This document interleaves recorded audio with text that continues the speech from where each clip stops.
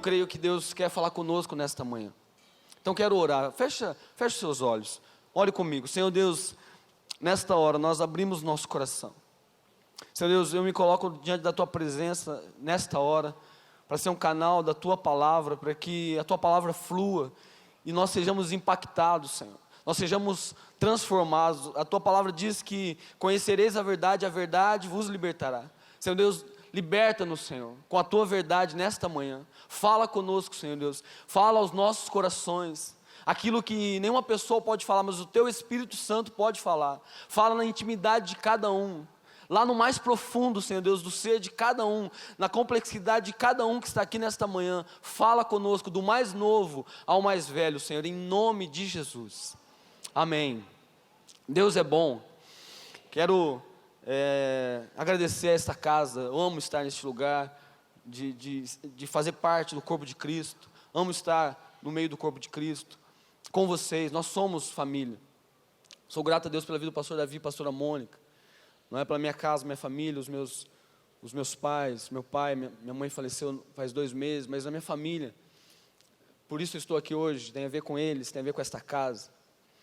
E o que eu vou ministrar, o pastor Davi, há algumas semanas, falou sobre o dia de hoje, para eu trazer uma palavra, para eu ministrar, e desde quando ele falou, eu comecei a falar com Deus e a orar, querendo de Deus, ouvir de Deus, uma palavra para este momento.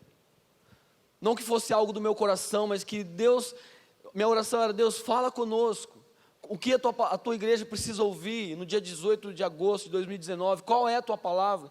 E eu comecei a pedir a Deus uma palavra, e veio uma situação, um fato,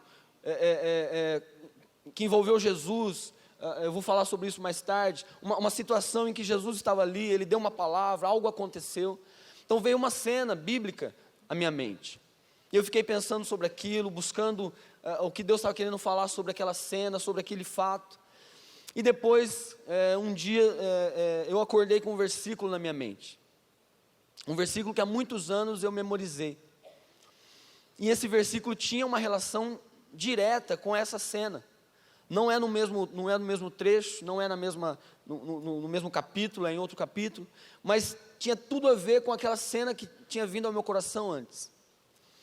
Eu vou contar um pouquinho sobre a história desse versículo. Quando eu era criança, eu sou filho de crente desde que eu nasci. Meus pais são cristãos, evangélicos, desde quando eu nasci. Então eu comecei a memorizar versículos e, do que eu me lembro, o primeiro versículo que eu memorizei foi João 3,16. Quem já memorizou esse texto? Mesmo que você não tenha nascido no berço evangélico, mas já memorizou. Nós vamos ler daqui a pouco, não é? E foi mencionado esse texto. E sempre numa escola bíblica dominical, numa gincana bíblica, quando perguntava assim, quem sabe um versículo bíblico? Eu levantava a mão e eu falava João 3,16. Porque Deus amou o mundo de tal maneira que deu o seu Filho unigênito para que todo aquele que nele crê não pereça, mas tenha vida eterna. E aí, mas todos os meus amigos também falavam esse versículo. E todo mundo decorava esse versículo. Aí uma vez eu estava lendo João 3, capítulo 3, e eu achei um versículo bem parecido, debaixo do 16, que é o 17, obviamente. E que era muito simples também. E aí eu decorei esse. E eu comecei, sempre quando questionado, eu comecei a falar o João 3,17. Porque Deus amou o mundo, porque Deus enviou o seu Filho ao mundo, não para que condenasse o mundo, mas para que o mundo fosse salvo por ele. E foi esse texto que Deus me fez lembrar, um dia que eu acordei em casa ali, não sonhei em nada, não me lembro de ter sonhado nada, mas eu acordei com esse texto na minha cabeça, João 3,17. Porque Deus enviou o seu Filho ao mundo, não para que condenasse o mundo, mas para que o mundo fosse salvo por ele.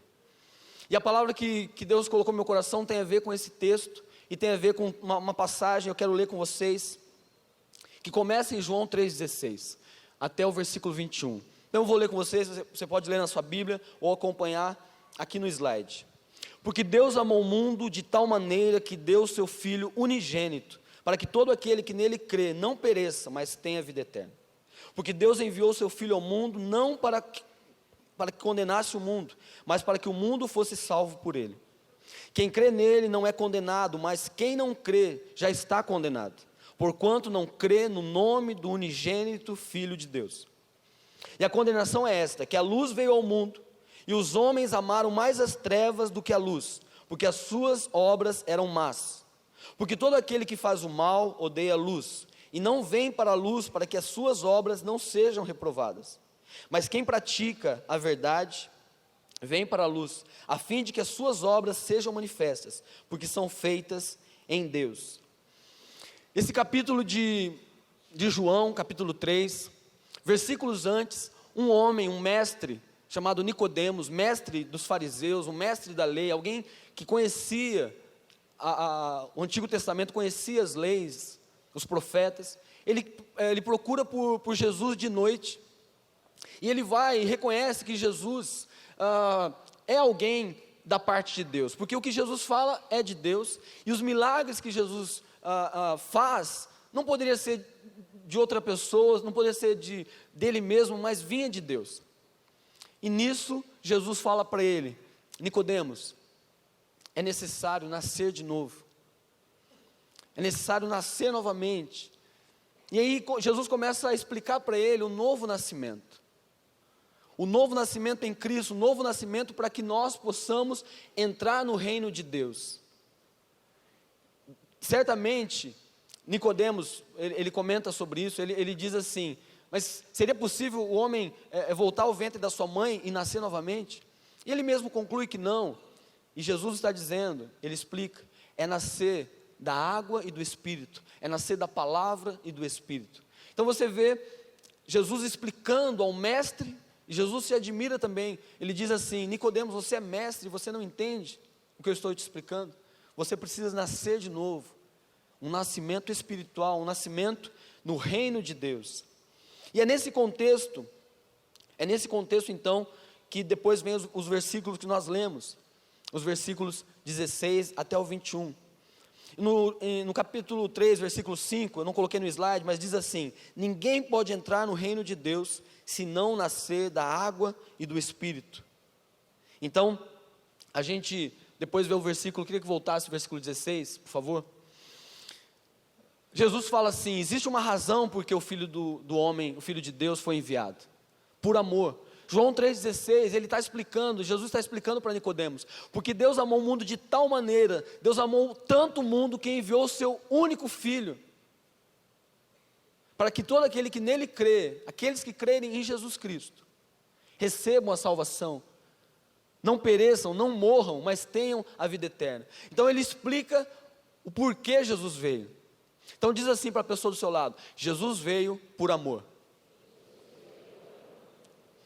Eu quero dizer para você, Jesus veio por amor a você, por amor ao mundo.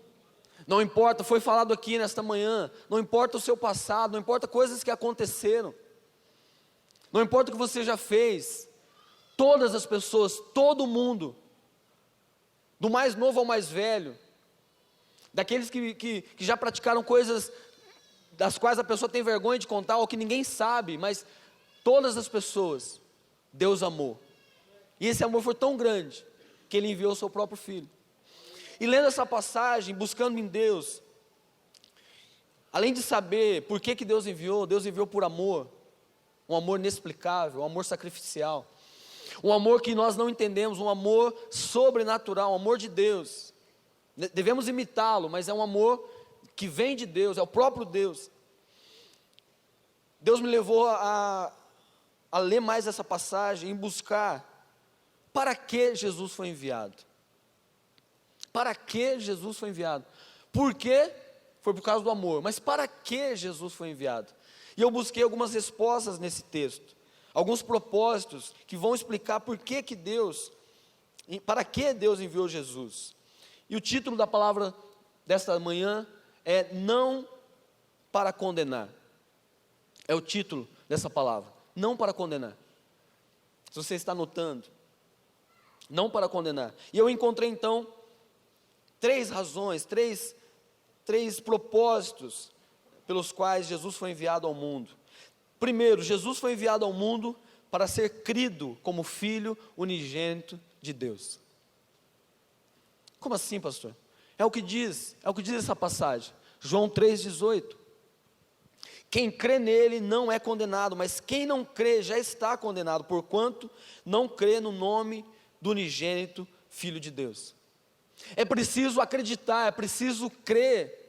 Jesus veio para que as pessoas crescem nele, para que ele fosse acreditado ser o Filho de Deus. Não era simplesmente um profeta, não era simplesmente um homem sábio ou uma pessoa entendida da palavra de Deus, mas ele era realmente o Filho unigênito de Deus, aquele que foi enviado para salvar, aquele que foi enviado para ensinar o amor, para pregar o reino de Deus. Ele é o Filho de Deus.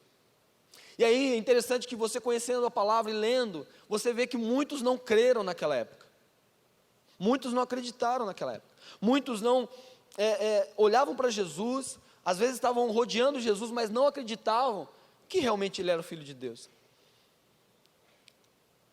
Nessa passagem, Jesus, ele diz a Nicodemos que era preciso acreditar no Filho unigênito de Deus. Ainda hoje pessoas não acreditam. Ainda hoje pessoas dizem, foi um grande mestre. Ainda hoje pessoas dizem, foi um grande profeta. Não, Jesus foi e é o Filho de Deus. E por quê? Porque a palavra de Deus diz que ele veio para ser crido, e ele precisa ser acreditado, nós precisamos acreditar nele. Se você conhece um pouco da palavra, você indo em Gênesis, você lendo Gênesis, você vê que Adão e Eva pecaram. E a partir do momento que Adão e Eva pecaram, toda a humanidade herdou uma natureza pecaminosa. Nós carecemos da glória de Deus, nós carecemos do caminho de volta para Deus, que é Jesus. Precisamos acreditar que Ele é o Filho de Deus, e que Deus mandou Jesus para que Ele fosse o caminho, a verdade e a vida de volta ao Pai. Em Romanos, eu não coloquei no slide, mas Romanos 3:23 diz assim: pois todos pecaram, estão destituídos da glória de Deus, estão tirados da glória de Deus, estão excluídos da glória de Deus. Para que eu esteja na presença de Deus, para que eu seja salvo, eu preciso crer em Jesus. É o que diz a palavra, é nisso que nós cremos. Precisamos crer que Ele é o Filho de Deus, para que nós possamos nascer de novo, para que nós sejamos novas criaturas em Deus, para que nós possamos nascer no reino de Deus. Eu me lembro de uma passagem bíblica, da mulher samaritana. Está lá em João 4, de 5 a 30, você não precisa abrir, mas eu vou contar um pouquinho como foi. Jesus estava indo da Judéia para Galiléia com seus discípulos, e ele estava cansado, muito calor, era perto do meio-dia, e ele se sentou num poço, conhecido como o Poço de Jacó. Logo veio uma mulher, uma samaritana, e Jesus disse para ela, dá-me de beber. Jesus estava ali sem nada para pegar água, mas tudo que Jesus disse tem propósito. Ele não estava interessado naquela água, ele estava interessado em tocar a vida daquela mulher. E ele disse, dá-me de beber. E a mulher fica admirada, aquela mulher, ela diz assim, mas como você, sendo judeu, pede água a mim, que sou samaritana? Porque, se você conhece um pouco da palavra, havia historicamente, uma rixa entre samaritanos e judeus, historicamente. E aí Jesus, então, diz a ela, se você soubesse, conhecesse o dom de Deus, e quem te pede água, você pediria água, e eu lhe daria água viva. E ela fica mais admirada ainda, diz para ele, será que você é maior que Jacó, que deixou esse poço aqui para nós, e deu de beber água ao seu gado, aos seus filhos? Então, Jesus começa a conversar com essa mulher, e ele fala sobre essa água, ele diz assim, essa água que eu lhe der, será como uma fonte a jorrar do seu interior, e essa fonte a jorrar do seu interior, vai lançar você a vida eterna. E ela diz, puxa, eu quero dessa água. Imagine, eu beber essa água, e essa água ela não para, e é uma água que não para de jorrar, eu não vou precisar voltar mais aqui a esse poço. Então, dá dessa água para mim, Jesus, né? Você pode me dar essa água? Então Jesus diz assim para ela, volte aqui com o seu marido. E ela diz, eu não tenho marido. E Jesus diz para ela, muito bem, certamente, você disse uma coisa correta, você não tem marido. Você já teve 5 maridos, e a pessoa com quem você está hoje também não é seu marido. Ela leva um susto e diz: você é profeta. E ela começa continua a conversa com Jesus e fala sobre adoração, onde se deve adorar, se ali ou se ali em Samaria, no monte, ou em Jerusalém, como dizem os judeus. E Jesus começa a ministrar, dizendo que vai chegar um tempo, e já chegou, que os verdadeiros adoradores adorarão em espírito e em verdade. Ela diz assim, o Messias vai vir, e quando ele vier, ele explicará tudo. Ela sabia sobre o Messias. Aí Jesus faz uma revelação: eu sou o Messias. Eu que estou falando com você sou o Messias. Os discípulos chegam, eles tinham saído para comprar comida, eles ficam admirados, Jesus está conversando com aquela mulher, e ela deixa o cântaro. Isso mexe muito comigo, porque ela deixa o cântaro. Ela foi lá para buscar água, mas ela deixou o cântaro, e ela vai para a cidade, e ela conta. Eu anotei aqui os versículos para eu ler com vocês. Então, deixando o seu cântaro, a mulher voltou à cidade e disse ao povo: venham ver um homem que me disse tudo o que eu tenho feito. Será que ele não é o Cristo? Então saíram da cidade e foram para onde ele estava. Queridos, se você continuar lendo o capítulo 4 de João, você vai ver que as pessoas vieram. Jesus permaneceu naquela cidade, a cidade chamava Sicar. Ele permaneceu por 2 dias naquela cidade, não estava previsto, ele estava indo para Galiléia, mas ele ficou naquela cidade 2 dias, ministrando a palavra. Aquelas pessoas disseram para a mulher: antes nós viemos aqui por causa daquilo que você tinha falado para nós, mas agora nós sabemos que Ele é o Salvador do mundo. Queridos, Deus está chamando você nesta manhã, assim como a mulher samaritana, a acreditar em Jesus. Jesus sabe coisas da sua vida, mas Ele não estava acusando aquela mulher, Ele estava revelando a verdade. E Ele estava se aproximando, Ele já sabia daquela situação, desde quando Ele pediu água a ela. Ele apenas estava se revelando como conhecedor de todas as coisas, como aquele que sabe todas as coisas, como Jesus, o Messias, o Cristo. E Ele amou aquela mulher. Ele demonstrou amor àquela mulher, Ele se importou. Se hoje você tem visto o machismo aí, aquela cultura era muito mais machista do que nós imaginamos. Um homem conversar com uma mulher, um judeu conversar com uma samaritana. Jesus quebrou tudo isso aí. Jesus não fazia acepção de pessoas. Jesus ouviu aquela mulher, Jesus conversou com ela. Ele não foi simplesmente um profeta, um grande mestre, Ele é o Messias, Ele é o Cristo. Você precisa acreditar em Jesus. Isso é uma fé, isso é algo no seu coração, de você vai ouvir muito, na escola, na faculdade, pessoas que dizem: não, Jesus foi um grande mestre, Jesus foi um grande sábio. Quero dizer para você, Jesus é o Filho de Deus, o Messias, aquele que veio para salvar a humanidade, aquele que veio para restaurar, para nos dar vida em abundância. O mundo diz, algumas pessoas dizem, todos os caminhos levam a Deus. Não é o que diz a palavra, não é o que diz a Bíblia. Jesus disse: eu sou o caminho, a verdade e a vida. Ele não disse: eu sou um caminho, tem vários, eu sou um deles. Não, eu sou o caminho, a verdade e a vida. Ninguém veio ao Pai a não ser por mim. Jesus veio ao mundo para ser amado. O segundo propósito que eu enxerguei nessa passagem, João 3,19, e a condenação é esta: que a luz veio ao mundo, e os homens amaram mais as trevas do que a luz, porque as suas obras eram más. Olha para esse versículo. Jesus é a luz, que a luz veio ao mundo, Jesus é a luz do mundo. Nós cantamos isso, a palavra de Deus diz isso, Ele é a luz. Mas os homens amaram mais as trevas, as pessoas escolheram amar mais as trevas, suas próprias obras, do que amar a luz. Aí você fala: pastor, mas Jesus não veio para amar? Como você está dizendo que Ele veio para ser amado? Ele precisa do meu amor? Não, na sua plenitude Ele não precisa do seu amor. Ele ama você, mas nós precisamos amar Jesus. Ele veio para ser amado, porque se você não amar Jesus, você vai amar outras coisas. Nós, na criação, desde Adão e Eva, e ainda hoje, toda pessoa que nasce com um lugar que é de Jesus no seu ser. Talvez ela não reconheça isso, ela não aceite isso, a sua consciência, o seu estudo, a sua mente não aceita que ela precisa de Jesus, mas todos os seres humanos foram criados com uma necessidade de adorar Jesus Cristo, que é o Filho de Deus, que é Deus. Nós temos uma necessidade. Se você não amar Deus, você vai amar alguma coisa. Se você não colocar Deus, Jesus Cristo, no lugar de adoração, alguma outra coisa estará nesse lugar. O seu cônjuge, o seu trabalho, a sua posição social, o pecado, o amor ao dinheiro, o dinheiro num lugar de idolatria, a sua própria reputação, alguma coisa você vai amar mais do que todas as outras. Mas precisa ser Jesus. Precisa ser Jesus porque Ele veio por amor a você.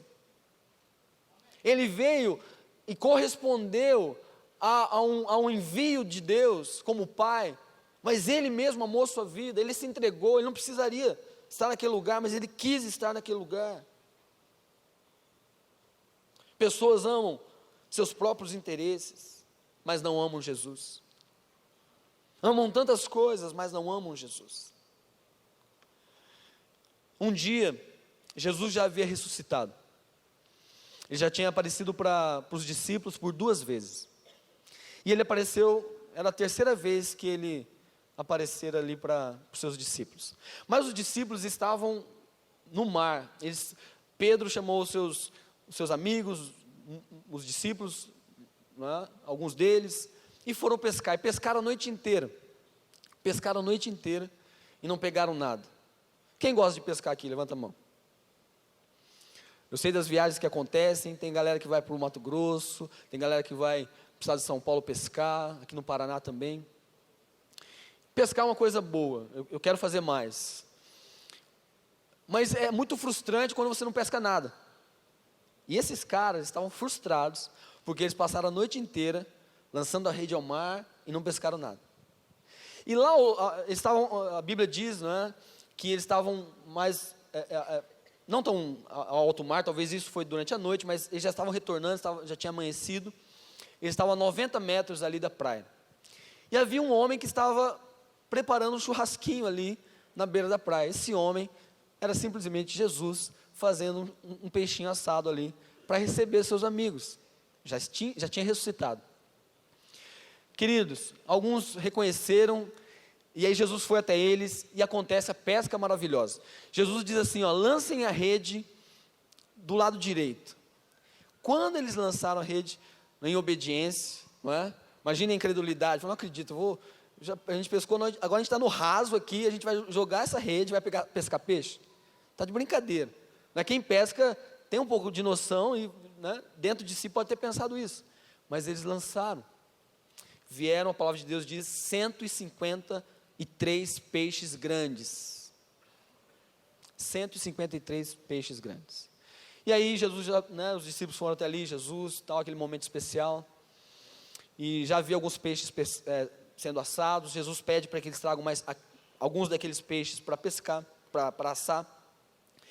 E aí Jesus chama Pedro para uma conversa, e aí ele faz 3 perguntas a Pedro, e essas 3 perguntas são a mesma pergunta, e ele pergunta para Pedro, Pedro, você me ama mais do que estes?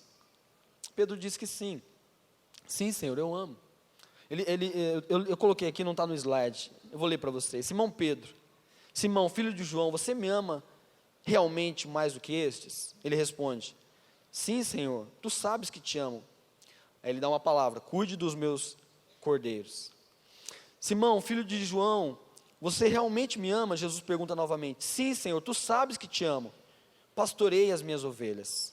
Pela 3ª vez ele disse, Simão, filho de João, você me ama? Pedro ficou magoado por Jesus ter perguntado pela 3ª vez, você me ama? Ele disse, Senhor, tu sabes todas as coisas e sabes que te amo. Disse-lhe Jesus, cuide das minhas ovelhas. Alguns estudiosos dizem que Jesus fez essa pergunta 3 vezes, numa relação com as 3 vezes que Pedro negou Jesus. Você se lembra? Antes que o galo cante, Pedro, você vai me negar 3 vezes. Jamais, Senhor, jamais. Mas quando Jesus foi preso, pessoas perguntaram a Pedro, Você é um deles, você fala como um deles. E Pedro negou Jesus 3 vezes. E agora Jesus, depois de ressuscitado, faz a pergunta para Pedro 3 vezes. Pedro, você me ama? Pedro, você me ama? Eu lembrei de uma época que, na minha adolescência, eu ficava enchendo o saco da minha mãe fazendo isso. Você me ama, mãe? Você me ama? Nas primeiras vezes ela respondia, depois ela falava assim, como que é? Vai me ver na esquina, vai me procurar na esquina, como que é aquela? Vai ver se eu estou na esquina, lembrei. Vai ver se eu estou na esquina. Quem já ouviu essa frase de mãe? É maravilhosa, né? Uma vez eu fui de pirraça e voltei e falei para ela, você não está lá, você está aqui. Né? Adolescente é assim, gosta de provocar. Mas se eu perguntar para minha esposa, você me ama, aí passa um tempinho, você realmente me ama? Ela vai falar assim, espera aí, o que está acontecendo? Por que você está perguntando isso para mim? Por quê? Não é natural? E eu acho que foi natural Pedro pensar assim, puxa, por quê? Por que será que Jesus está me perguntando tantas vezes, 3 vezes? E ele fica chateado. Talvez ele pensou assim, puxa, será que eu estou fazendo uma coisa errada? Será que... Mas não, quero dizer para você, Jesus veio para ser amado. Sabe por quê? Para você fazer aquilo que Deus tem para você fazer, você precisa amar Deus. Jesus, ele disse o seguinte, para cada vez que Pedro respondia que sim, ele dava uma instrução, cuide dos meus cordeiros, pastoreie as minhas ovelhas, cuide das minhas ovelhas. Quer dizer, se você me ama, cumpra o propósito que eu tenho para você. Jesus veio para ser amado, e sendo amado, você tem um propósito nele. Quem entende? Você precisa amar Deus, você precisa amar Jesus Cristo. Ele veio para ser amado e você precisa corresponder, você precisa amar. E fazendo isso, correspondendo ao amor que já veio dele, e amando a Jesus de verdade, ele vai te apontar um propósito, ele vai te apontar uma direção, ele vai te dar um sentido, ele vai te mostrar o começo, o meio e o fim, para onde você vai. Há um propósito, e era isso que Jesus estava falando com Pedro, perguntando, questionando Pedro. Nesses dias, na sala de oração, lendo 1 João 3, eu me deparei ali com um texto sobre o amor aos irmãos, sobre amar aquele que está no Senhor, que está em Deus, ama seu próximo. E eu comecei a me questionar pelo Espírito Santo, na minha consciência, falei, Deus, eu te amo, mas será que eu amo o meu irmão como tu queres que eu ame?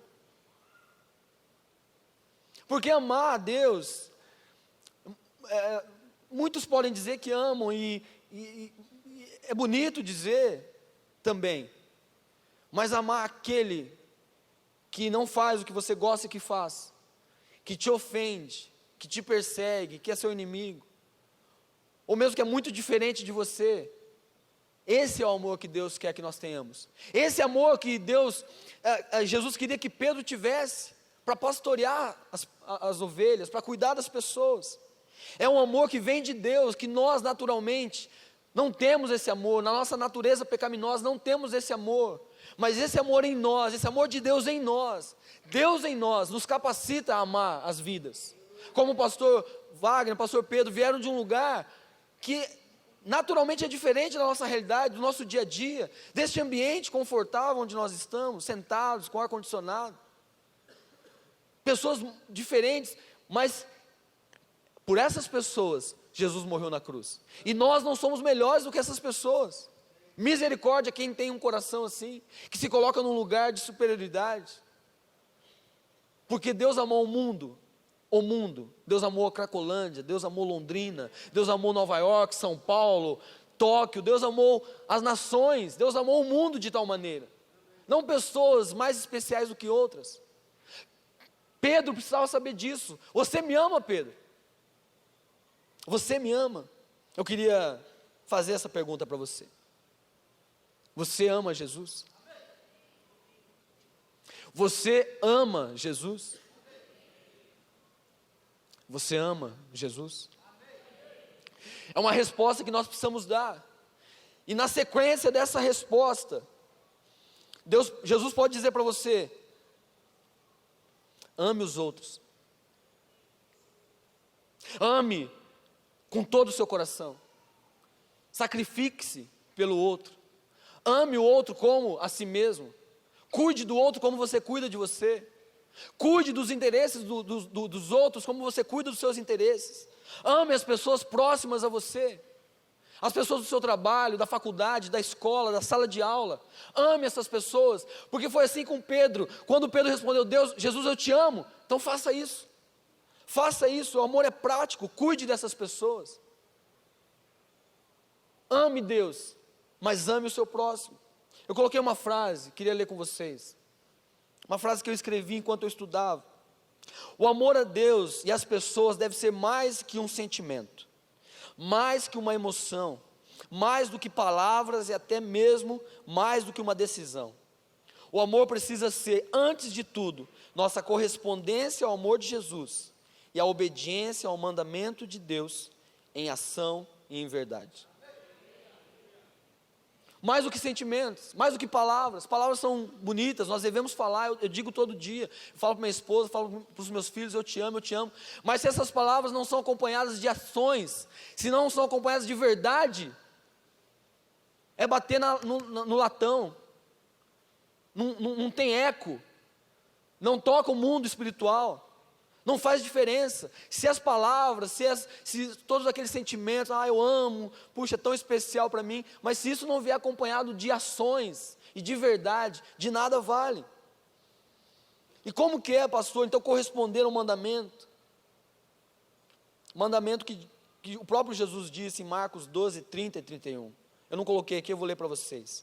Ame o Senhor, o seu Deus, de todo o seu coração, de toda a sua alma, de todo o seu entendimento, de todas as suas forças. Fala de coisa prática, de força, de envolver o seu corpo, de fazer coisas. O segundo mandamento mais importante é este: ame o seu próximo como a si mesmo. Não existe mandamento maior do que estes dois. Ame o Senhor teu Deus acima de todas as coisas, com toda a sua emoção, com todo o seu coração, com toda a sua alma, com todas as suas forças, e ao teu próximo como a ti mesmo. Esse é o nosso chamado. Se eu digo que eu amo Deus, eu não posso, como uma moeda, ela não existe sem os dois lados. O amor não existe só para Deus. Como eu amo Deus, como é especial amar a Deus. Mas e quem está do meu lado? Quem está à minha esquerda? Quem está à minha direita? Quem está atrás de mim, à frente? Os dois maiores mandamentos de Jesus. Em 1 João 3,18 diz assim: filhinhos, não amemos de palavras nem de boca, mas em ação e em verdade. É bíblico, é em ação e em verdade. Terceiro ponto, Jesus veio ao mundo para perdoar. Ele veio ao mundo para perdoar os nossos pecados. João 3,17, ele não veio para condenar, porque Deus enviou seu Filho ao mundo, não para que condenasse o mundo, mas para que o mundo fosse salvo por ele. Queridos, o mundo já estava condenado antes de Jesus. Já estava destinado à morte espiritual. Quando Adão e Eva pecaram e toda a humanidade herdou essa natureza pecaminosa, o mundo já estava destinado à perdição, já estava destinado à morte espiritual. Jesus veio não para condenar, porque já havia uma condenação estabelecida, mas ele veio para perdoar os pecados. O mundo carecia da presença de Jesus aqui. Deus ama o pecador. Você sabe disso. Ele odeia o pecado, aquilo que desagrada, aquilo que não é acertar o alvo. Pecado significa errar o alvo. Existe um alvo, existe algo que Jesus tem para você, um propósito, uma vontade boa, perfeita e agradável. Errar o alvo pecar é errar esse alvo, é se desviar daquilo que Deus tem para você. Deus tem uma vida, Deus tem família, Deus tem relacionamentos. E nessa família, nos relacionamentos, nas amizades, Deus tem um propósito em tudo que Ele faz. E quando você erra o alvo, quando eu erro o alvo, eu peco contra Deus. Isso fere o coração de Deus, isso me tira do propósito. Mas eu quero dizer para você, há uma boa notícia. Deus perdoa o pecador. Deus nos perdoa. Deus, Ele ele vê o pecado, mas ele vê um arrependimento naquele coração, ele vê a confissão e ele perdoa. Houve uma situação em João, foi esse trecho, essa passagem de João 8, 1 a 11, que Deus me trouxe ao coração, quando eu estava orando para ministrar. É a história da mulher adúltera. Eu vou compartilhar com vocês. Jesus, no dia anterior, estava ensinando ali no templo. Depois ele saiu e foi para o Monte das Oliveiras e foi orar. E logo de manhã ele voltou para o templo em Jerusalém. E ele estava ali sentado, ensinando. De repente, era bem cedinho, havia muitas pessoas ali já no templo, recebendo, ouvindo a palavra de Jesus. Chegaram mestres da lei, escribas e fariseus, trazendo uma mulher. E abordaram Jesus dizendo: Jesus, mestre, essa mulher foi pega em adultério. Ela foi surpreendida em adultério, aqui está ela. É uma adúltera. Colocaram diante de Jesus, a mulher em pé, outras pessoas estavam ali, colocaram aquela mulher diante de Jesus e expuseram o pecado daquela mulher. Essa mulher foi pega em adultério, praticando adultério. Como eles fizeram isso, o que aconteceu, a Bíblia não relata. Mas certamente pegaram, acontecendo a situação, e trouxeram aquela mulher. E eles questionam Jesus, o que a lei de Moisés manda apedrejar essa mulher. Nisso, Jesus ele se agacha e começa a escrever no chão. Se você é curioso como eu fico imaginando o que Jesus estava escrevendo ali. Não é o que Jesus estava escrevendo. Será que era algo para aqueles homens lerem, ou era uma coisa que só Deus entendia? Eu não sei, mas Jesus começou a escrever. E aqueles homens continuam questionando Jesus sobre aquela mulher, e falando daquela mulher, que a lei de Moisés mandava apedrejar até a morte aquela mulher, por causa do pecado. O adultério era algo muito forte, não tinha pena de morte para quem cometesse, e a mulher que cometesse. E aí Jesus se levanta, olha para aqueles homens e diz: aquele que não tem pecado, que atire a primeira pedra. E ele volta, ele se agacha novamente, volta a escrever. E aquela mulher está ali, de repente Jesus novamente fica em pé, e aqueles homens já não estão mais lá. E Jesus pergunta para aquela mulher: onde estão aqueles que estavam aqui? Onde estão os teus acusadores? E a mulher responde: não estão aqui. E Jesus então diz a ela: eu também não te condeno, vá e não peques mais. Queridos, esse é o amor de Jesus. Esse é o amor de Jesus. É um amor que acolhe. É um amor que não olha o que a pessoa já fez. Adultério é uma coisa que machuca todo mundo. Destrói famílias. Uma coisa terrível, mentira. Muitos sentimentos envolvidos. Além do pecado em si, do adultério. Aquela mulher, certamente ela se arrependeu ali, porque ela ia morrer. Ela ia morrer. Ela sabia, ela foi pega em flagrante. Certamente Jesus estava vendo um coração arrependido ali. Confessado, já tinha sido confessado, porque já tinha sido exposto por aqueles homens. Mas Jesus estava perdoando aquela mulher naquela hora. Eu não te condeno, vá, viva uma nova vida agora, não peques mais. É isso que Jesus está dizendo para nós. Depois que nós pedimos perdão, nos arrependemos, Jesus está dizendo: eu não te condeno, você está perdoado, mas não pratique mais isso aí. Eu queria chamar os músicos. Interessante, há muitas verdades presentes nessa passagem aí, não é? Não existe, porque Jesus não perguntou por aqueles homens: quem nunca adulterou que atire a primeira pedra? Ele diz assim: quem nunca pecou que atire a primeira pedra. Colocando o pecado, claro, os pecados têm consequências diferentes. Como eu falei, o adultério tem consequências terríveis. Talvez uma mentirinha que você conte não tenha consequências tão terríveis quanto o adultério, mas também é pecado como o adultério. Então eu queria, enquanto nós vamos ouvir uma canção, eu queria que você fechasse seus olhos agora. Feche seus olhos. O Senhor Deus está aqui nessa manhã. Eu fico imaginando o coração daquela mulher, a aflição dentro dela ter pensado assim, naqueles poucos minutos ali, puxa, de que valeu eu praticar o que eu pratiquei? De que valeu fazer? Estou prestes a morrer. De que valeu a minha vida? De que valeu os prazeres e coisas que eu vivi? Para onde eu vou? Se eu vou morrer agora, o que vai acontecer comigo? E aquela mulher teve uma experiência ali com Deus. E teve uma experiência de Jesus conversando com ela, dizendo: eu não te condeno. Eu não te condeno. Eu não vim para condenar, eu vim para perdoar. Eu te perdoo. Eu perdoo o seu pecado. Nesta manhã, Jesus está aqui. Ele está dizendo para você: eu perdoo o seu pecado.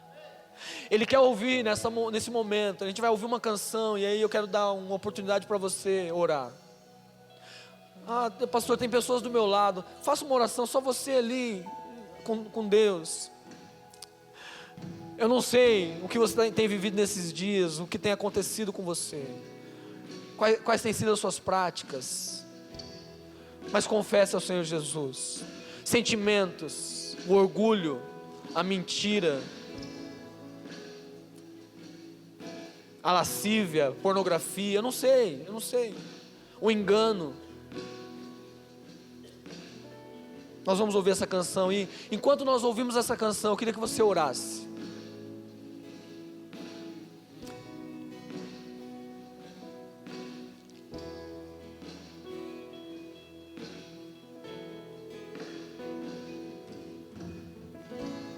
Não entendo o meu próprio agir. Jesus está aqui, querido.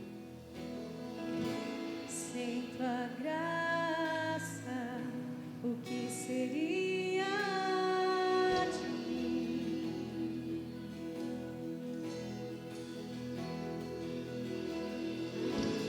Não entendo o meu próprio agir.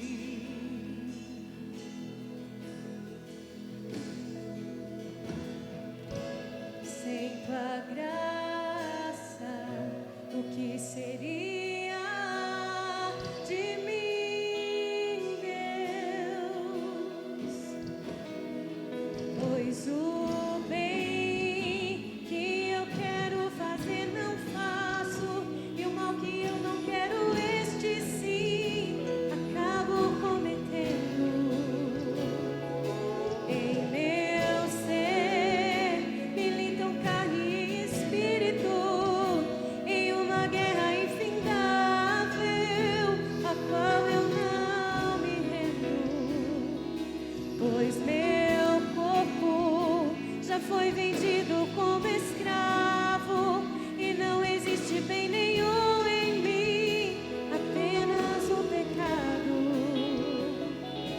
Mas eu sei que no tocante ao meu interior tenho prazer na tua lei. Tu és o meu amado, então liberta-me de mim. Eu quero ser a sua casa. Se você estiver aqui, eu sei, eu venço o pecado. Então enche-me de ti, até que não haja mais espaço. Pois quando estou em tua presença, o meu viver é transformado.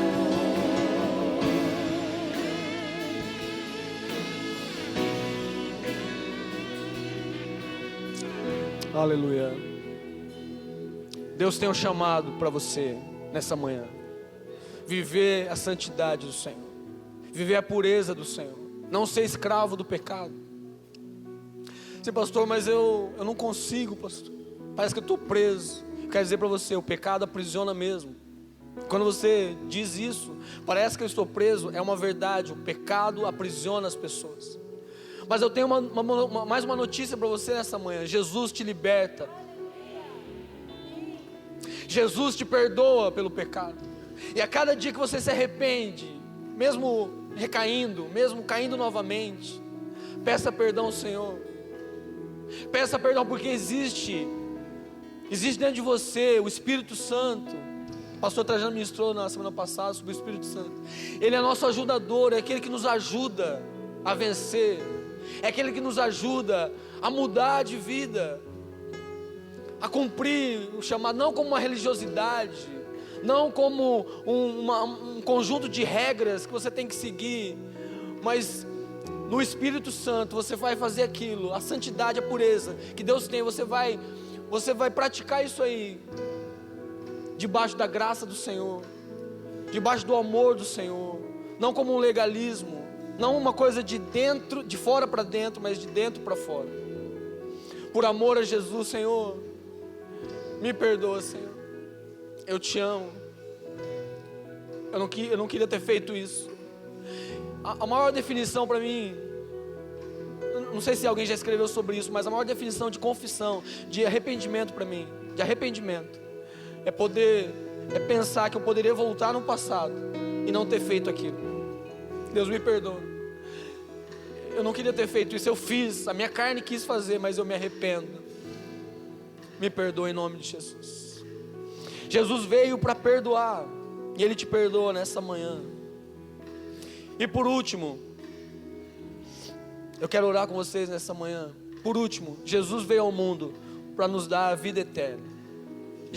João 3,16, porque Deus amou o mundo de tal maneira que deu o seu Filho unigênito, para que todo aquele que nele crê não pereça, não morra espiritualmente falando, mas tenha a vida eterna, tenha uma vida eterna que começa hoje, que vai continuar depois que você morrer, na eternidade com Jesus. Jesus vai voltar pela segunda vez, e nós, aqueles que creram, aqueles que se entregaram, aqueles que estiveram com o Senhor, estarão com Ele para sempre na eternidade. Isso é a vida eterna que a palavra de Deus diz em João 3,16, o próprio Jesus está dizendo. Última história que eu quero contar para você nessa manhã. Tem um cara com quem eu me identifico muito na Bíblia, tem vários, né? Mas esse vocês vão entender por quê. O nome dele é Zaqueu. A Bíblia diz que ele era pequeno, de baixa estatura. Esse cara, ele soube que Jesus estava ali em Jericó, e ele já tinha ouvido falar certamente de Jesus. Só que o cara, quando é baixinho, ele tem que dar o jeito dele para ele enxergar as coisas. Você está numa multidão assim, você tem que levantar a ponta do pé, você tem que pedir ajuda, você tem que se infiltrar. Por isso que na escola a gente fala assim, ó, os baixinhos na frente, os menores na frente, fazer aquela escadinha, para o pequeno enxergar, senão ele não enxerga, ele não vê. Zaqueu era um homem rico, ele era um coletor de impostos, ele era um publicano, alguém que trabalhava para o governo de Roma, do Império Romano, e ele coletava os impostos dos judeus. Imagina o judeu ficava com raiva de Zaqueu. Zaqueu era um cara mal visto, apesar de ser um cara rico, ele era mal visto pelos judeus. Mas esse cara, ele sobe numa árvore para ver Jesus passar. Ele corre na frente da multidão, sobe numa árvore, e Jesus chegando, ele olha para cima e diz: Zaqueu, desce daí, hoje eu vou me hospedar na sua casa. E Jesus vai para a casa de Zaqueu, fica lá, dorme lá com os discípulos. A multidão fica brava, louca, porque diz assim: como assim? Por que ele não me chamou para ir na minha casa? Eu que estou sempre fazendo a coisa certa. Chamou esse cara Zaqueu. Isso mostra que a salvação é para todos. A salvação é para todos. Uma mulher adúltera, Pedro, Zaqueu, para mim, para você. A salvação é para todos. Zaqueu teve uma experiência com Jesus. A Bíblia não conta o que eles conversaram, mas Zaqueu tomou uma decisão. Ele diz assim, ó: eu vou dar metade do que eu tenho. Ele era muito rico, eu vou dar metade do que eu tenho aos pobres. E se alguma pessoa eu lesei, se alguma pessoa eu tirei de maneira errada os recursos, eu vou devolver 4 vezes mais o que eu tirei. Quem que faz isso? Se não um homem que teve uma experiência com Jesus. Quem que vai fazer isso, de dar metade dos seus bens Foi um homem que foi constrangido pelo amor de Jesus. Foi um homem que experimentou a salvação naquele dia, naquela noite que Jesus posou ali. Nós não sabemos o que ele conversou, mas certamente Jesus falou para ele: Zaqueu, você precisa nascer de novo. Existem valores do reino de Deus, e Jesus compartilhou com ele os valores. Existe uma vida eterna para você, Zaqueu. Não é só o seu dinheiro, não é só o que você está vendo aqui, não. Existe uma eternidade proposta para você, Zaqueu. Zaqueu teve uma experiência com Deus. E depois Jesus disse: chegou a salvação nessa casa. Jesus saiu da casa de Zaqueu, mas ele disse: este é filho de Abraão. Chegou a salvação nesta casa. Quero dizer para você nesta manhã: há salvação para você em Jesus. Há um caminho. Se você está aqui nessa manhã perdido, confuso, sem propósito, se você nunca teve uma experiência com Jesus, se você ouviu essa palavra, você fala: eu quero amar Jesus, eu quero ser perdoado por Jesus, eu quero acreditar em Jesus, eu quero ter uma vida em Jesus.